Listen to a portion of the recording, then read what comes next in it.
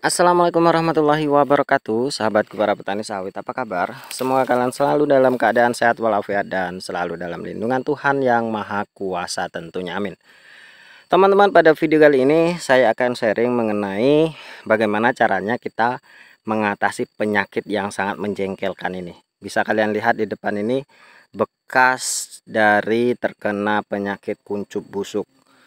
Kita lihat daunnya sudah melingkar-lingkar, itu tandanya ada bagian dari pelepahnya itu yang busuk sehingga tidak kuat lagi menyangga dari beban daun, dan beberapa daun banyak yang mengering, ada yang sudah putus. Itu tandanya memang kemarin ini diserang parah, dan alhamdulillah itu sudah sembuh teman-teman. Yang sebelah sana itu sudah sembuh, sudah sudah tumbuh ke atas, dan alhamdulillah tidak terkena lagi. Malah ini terkena dimakan kumbang tanduk. Ini beda teman-teman ya. Kalau kumbang tanduk cirinya ini bolong, dia teman-teman, bolong ya karena dimakan ya.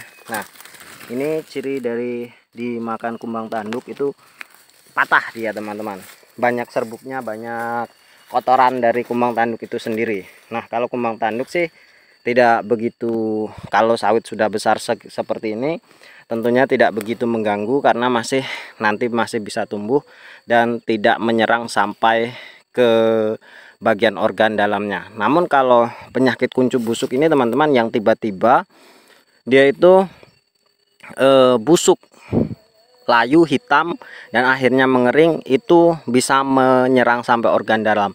Nah, itu sangat harus segera diobati teman-teman, harus sangat segera diberi tindakan. Kalau tidak, itu nanti sampai dewasa akan terus seperti itu. Dan saya sudah ada buktinya teman-teman, beberapa batang, 3 batangan itu masih tetap terjadi kuncup busuk.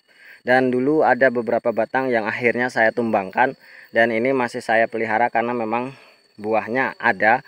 Namun teman-teman, nanti saya ceritakan penyebabnya apa menurut saya ya, menurut pengamatan saya ini penyebabnya dan bagaimana cara mengatasinya. Dan ini alhamdulillah sembuh, ada buktinya satu, dan yang lain tidak terkena teman-teman. Yang lain tidak terkena, hanya 1 batang ini. Namun punya tetangga saya itu hampir banyak, 20%. Bahkan yang di sana itu teman-teman, hampir itu di sana itu 30%, 40% tuh hampir terserang seperti itu. Dan punya saya alhamdulillah hanya 1 ini, dan saya tidak minta lagi teman-teman, karena kebun saya yang dulu itu hampir 40%, 50%-nya terserang seperti itu, dan ada sebagian yang saya tumbangkan karena ini sangat mengganggu pertumbuhan. Kalau sudah terkena seperti ini, pertumbuhannya akan sangat lambat sekali. Nah, biasanya teman-teman, penyakit kuncup busuk ini muncul ketika datang hujan yang cukup lebat. Itu sudah saya perhatikan, memang seperti itu. Jadi ketika ada hujan dalam jangka waktu 1 minggu, tidak berhenti, hujan melulu pagi siang malam, pagi siang malam, maka berpotensi terkena seperti ini teman-teman. Itu yang saya perhatikan, yang pertama. Yang kedua, biasanya penyakit ini menyerang sawit usia 6 bulan hingga 2 tahun teman-teman. 6 bulan hingga 2 tahun rentan sekali terkena ini. Kalau masih di bawah 6 bulan atau di bawah 1 tahun itu biasanya jarang teman-teman. Kalau 6 bulan ke bawah atau baru tanam sampai usia 6 bulan ini jarang terkena seperti ini. Nah, sesudah 6 bulan sampai umur 1 tahun sampai umur 2 tahun itu biasanya mudah terserang seperti ini, apalagi kalau dalam kondisi curah hujan yang lumayan cukup tinggi. Nah, dari kedua hal tersebut yang saya perhatikan teman-teman, bahwa penyakit ini bukan karena hewan teman-teman, bukan karena hewan ataupun binatang seperti yang diomongkan kumbang tanduk lah, ulat api lah, bukan teman-teman. Kalau menurut saya ini akibat dari jamur atau fungi. Jadi teman-teman, kalau di kebun kalian terdapat gejala seperti ini, langsung segera diobati teman-teman, langsung segera diobati. Kalau tidak diobati, dia akan menyerang organ dalam dari kelapa sawit.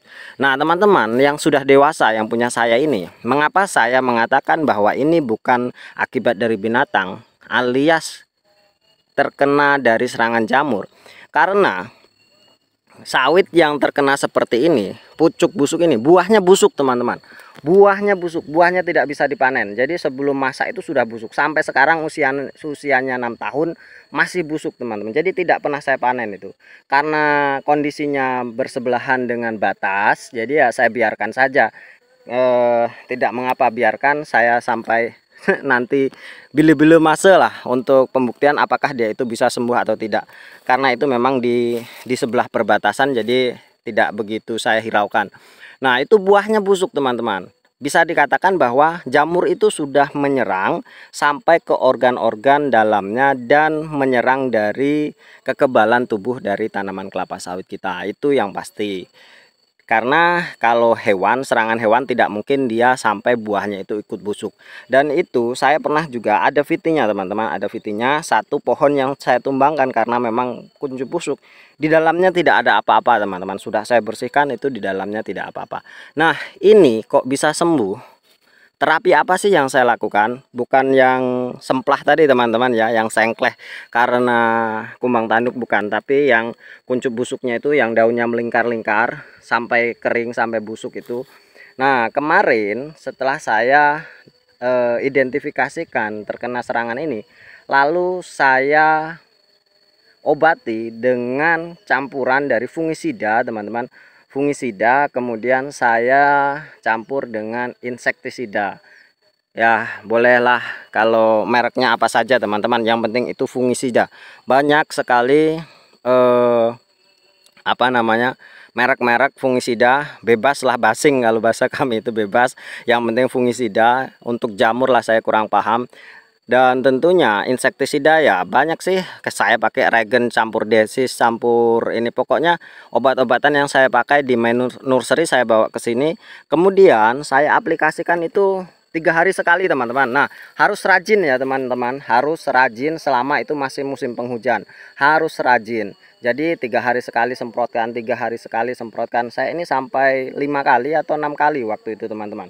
Nah, ini waktu kering seperti ini itu sudah bagus kembali, dan karena memang mungkin sinar matahari yang lumayan cukup banyak, akhirnya mungkin jamurnya menghilang. Nah, yang selanjutnya teman-teman, penyakit ini menyerang kepada tanaman-tanaman yang memang memiliki apa namanya, pertumbuhan yang jelek. Jadi bisa dikatakan dia ini yang paling kekurangan nutrisi atau yang memang genetiknya jelek. Jadi kalau sebisa mungkin teman-teman, kalau tanam itu di bulan 11 tanam kan. Bulan 11 nanti ketika musim penghujan tahun depannya ini sudah kuat teman-teman. Makanya punya saya banyak yang tidak terkena karena memang saya tanam bulan 1, kemudian ini bulan 2 kemarin kenanya, dan alhamdulillah daya tahan tubuhnya sudah bagus. Jangan tanam di bulan 5, nanti bulan 1 itu daya tahan tubuh dari kelapa sawit kita itu masih sangat rentan. Itu teman-teman ya, itu sih intermezzo saja ya. Karena agak-agak sulit diaplikasikan. Yang pasti ini terkena jamur. Saya kurang paham jamurnya apa, yang pasti menurut saya ini akibat dari jamur. Jadi semprotkan fungisida dalam intensitas yang lumayan cukup sering teman-teman, jangan bosan-bosan sampai dia sembuh. Ada juga yang mengatakan ditetesi dengan perasan air tembakau. Ya, lakukan saja teman-teman, dicoba-coba saja. Ada yang mengatakan pakai garam, tapi saya dulu pakai garam, hasilnya nihil teman-teman, malah daun yang sehat itu jadi gosong karena kebanyakan garamnya. Jadi teman-teman, menurut saya gunakan fungisida dalam intensitas yang cukup sering. Semoga bermanfaat, dicoba teman-teman, semoga sukses. Terima kasih atas perhatiannya. Wassalamualaikum warahmatullahi wabarakatuh.